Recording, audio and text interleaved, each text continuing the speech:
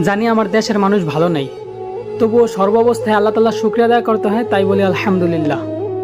তো প্রথমে আমি বলতে চাই প্রবাসী ভাইদেরকে, যদি আমরা জনপ্রতি 1000 করে টাকা দেই, তবুও সেই টাকার সংখ্যা এতটা দাঁড়াইব যে আল্লাহ চাইলে বন্যায় ক্ষতি হওয়া মানুষগুলারে অনেকটাই সাহায্য করা সম্ভব।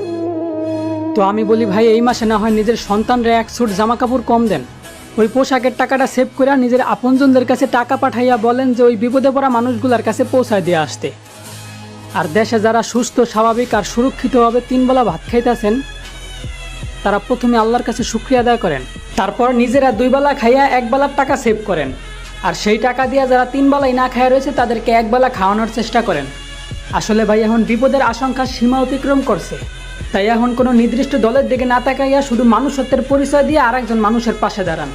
আলহামদুলিল্লাহ, আমাদের দেশের মানুষ অনেকেই আগায় যেতেছে। তো আমি বলবো ভাই, কেউ বসে থাকেন না।